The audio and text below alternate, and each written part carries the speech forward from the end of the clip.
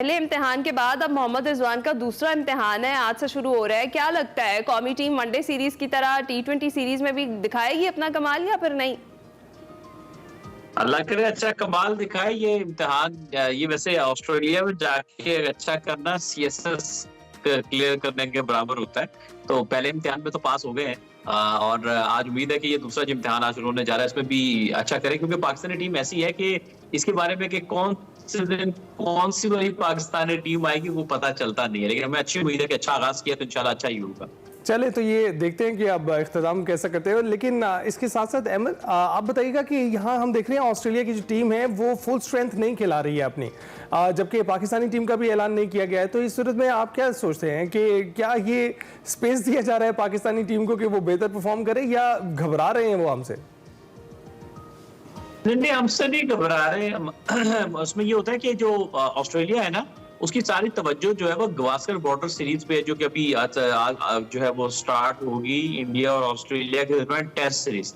इसी वजह से उन्होंने बीच में अपने प्लेयर्स को रेस्ट दे दिया था, तो वो उनकी तवज्जो उस टेस्ट सीरीज के ऊपर है। दूसरा, जो बड़ी टीमें होती है ना, ऑस्ट्रेलिया, इंग्लैंड, न्यूजीलैंड वगैरह, ये जो टीमें हैं ये बायलैटरल सीरीज को इतनी अहमियत नहीं देती। ये यूजुअली आप देखेंगे बायलैटरल सीरीज में अक्सर अपने प्लेयर को रेस्ट करा लेती है। ये हमें जनूनी है कि बायलैटरल सीरीज में भी कोई प्लेयर मिस नहीं होना चाहिए, बल्कि हमारे 2 साल 3 साल में हमारे सीनियर खिलाड़ी जिम्बाब्वे वाली सीरीज भी मिस नहीं करते थे। तो ये होता है कि दुनिया जरा इसको जरा लाइट लेती है, कोई प्रॉब्लम नहीं है, वो रेस्ट कर लेते हैं, नए लड़कों को चांस दे देते हैं।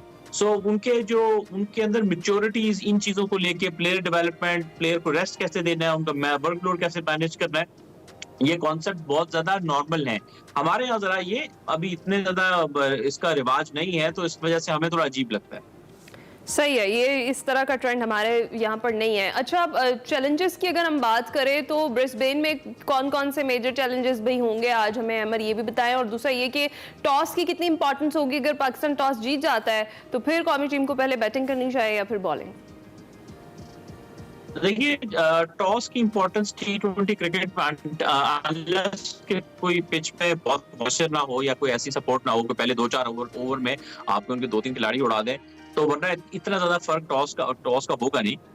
मेरा ख्याल ये है कि पैटर्न जो पाकिस्तान के लिए चल रहा है, तो वो माइट भी, अगर पाकिस्तान टॉस जीतेगा तो शायद वो यही करने की कोशिश करेंगे कि पहले बैटिंग कराएं ऑस्ट्रेलिया को और फेस करने की तरफ जाएं। चैलेंजेस आएंगे। देखिए, वनडे क्रिकेट टी20 से बहुत चेंज होती है। वनडे क्रिकेट में आप टाइम ले सकते हैं। देखा, हमारे ओपनर टाइम लेते थे वनडे क्रिकेट में, आधे साथ ही फुल फ्लेज अटैक पे नहीं गए थे। लेकिन हमें तो लगा कि हमने वनडे सीरीज भी टी20 समझ के ही खेली। देखिए, उसमें ये ना कि हमारे अगर आप हमारे ओपनर्स की बैटिंग का पैटर्न देखेंगे, उन्होंने पहले स्टार्टिंग के ओवर में थोड़ा टाइम लिया है। टाइम लेने के बाद जब सेट हुए, फिर उन्होंने बड़े शॉट्स खेलना शुरू किए। तो टी20 में आपके पास टाइम नहीं होता, आपको आते साथ ही अटैक करना है, तो ये फर्क हो जाता है। जब आप आते साथ अटैक करते हैं तो उसमें एज अ बैट्समैन आपकी गलती के चांस बढ़ जाते हैं, फॉल्स शॉट लगने के चांस बढ़ जाते हैं, तो ये बिल्कुल माइंडसेट चेंज हो सकता है। तो मेरा ख्याल है कि ये बहुत ट्रिकी होगा हमारे लिए। इसमें थोड़ा प्रॉब्लम भी हो सकता है, क्योंकि हमारे प्लेयर ने ओडीआई में बेहतर खेला है। बिल्कुल। हम जो पहले सीरीज हुई हैं इनमें हमने देखा है कि पाकिस्तानी टीम जो है उसने हिकमत अमली अपनाई। पहले उन्होंने टेस्ट सीरीज में स्पिनर्स खिलाए, फिर उन्होंने वनडे सीरीज में फास्ट बॉलर्स खिलाए, और कुछ लोग तो इस पर तनकीद करते भी चले आ रहे थे कि सब फास्ट बॉलर्स ले गए, स्पिनर्स लिए जा रहे हैं अब, लेकिन वो कारगर साबित हुई उनकी हिकमत अमली। तो अब आपको लगता है कि किसी नई हिकमत अमली से ये इन्हें मैदान में जाना चाहिए, और जो सिलेक्शन कर रहे हैं, जो ये हिकमत अमली अपना रहे हैं, काफ़ी कामयाब होते हुए दिखाई दे रहे हैं वो? देखिए, जिस तरह की कंडीशन है, जैसी ऑपोजिशन है, उस तरह की आपको स्ट्रेटेजी बनानी पड़ती है। जब आपने टेस्ट सीरीज में अपने चूंकि घर पे थी और आपके लिए कोई फार्मूला आपको उस वक्त समझ नहीं आ रहा था, तो आपने एक स्पिनिंग विकेट की तरफ गए जो कि आपके लिए कारगर हो गई, तो दैट्स वेरी गुड। और ऑस्ट्रेलिया में जो कि बाउंसी विकेट्स होते हैं, पेस होता है, तो वहां पे यूजुअली फास्ट बहुत बड़ा होता है, इसलिए हम ज्यादा फास्ट बॉलर लेकर गए। हालांकि ऐसा नहीं है स्पिनर माइनस होता है, स्पिनर आप खिला सकते हैं, स्पिनर पे डिपेंड करता है, क्योंकि वो एडम ज़ेम्पा को खिलाते रहे। लेकिन यह है कि ज्यादातर डेफिनेटली ऑस्ट्रेलिया एक ऐसा मुल्क है जहाँ पे ज्यादातर जो है वो फास्ट बॉलिंग ही आपकी कारगर होती है, इसी वजह से ज्यादा फास्ट बॉलर्स लेकर गए। अच्छा, तो अहमद ये भी बताएं कि अभी तक जो स्क्वाड है वो सरप्राइज ही है हमारे लिए कि कौन कौन खेल रहा है कौन नहीं। अलबत्ता साइम अयूब जो है वो वापस आ चुके हैं, उनके साथ 6 खिलाड़ी और। तो साइम अयूब को वापस भेजने को आप कैसे देखते हैं, क्या कमेंट करेंगे इस पे, या उन्हें खिलाना चाहिए था?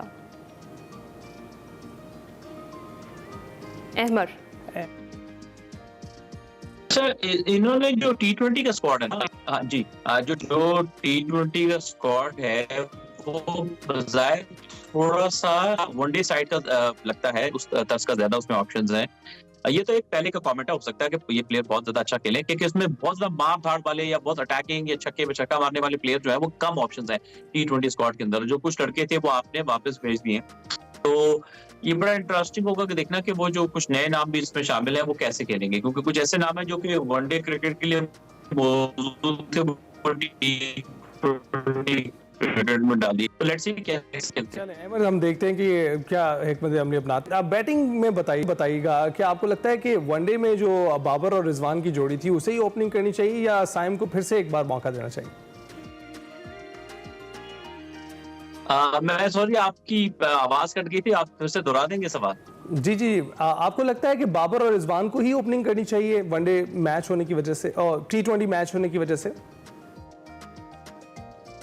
देखिए, मेरे हिसाब से देखें, बात यह है कि बाबर को इसलिए ये ओपन करवाएंगे क्योंकि फास्ट बॉलिंग को बाबर आजम पाकिस्तानी टीम में सबसे अच्छा कहते हैं। ये जो बेसिकली फास्ट बॉलिंग जहाँ पे बाउंस होता है ना, पिच बैट पे अच्छा गेंद आता है, तो वहां पर बाबर आजम जस्ट टाइमिंग करते हैं वो उसमें अपने, यानी कि वो फोर्सफुल। लेकिन ये लॉन्गर टर्म का सोल्यूशन नहीं है। लॉन्गर टर्म में आपने अगला वर्ल्ड कप जो है वो भारत में आप जाते नहीं जाते वो अलग बात है, लेकिन वो वहां पर है, तो ये लंबे टाइम पर ये चलेगा नहीं। तो आपको T20 के तर्ज के ओपनर आपको मूव आहिस्ता आहिस्ता करना पड़ेगा। आपको एक सीरीज के लिए, 2 सीरीज के लिए को सोचने के बजाय लंबे सीरीज में जाना है।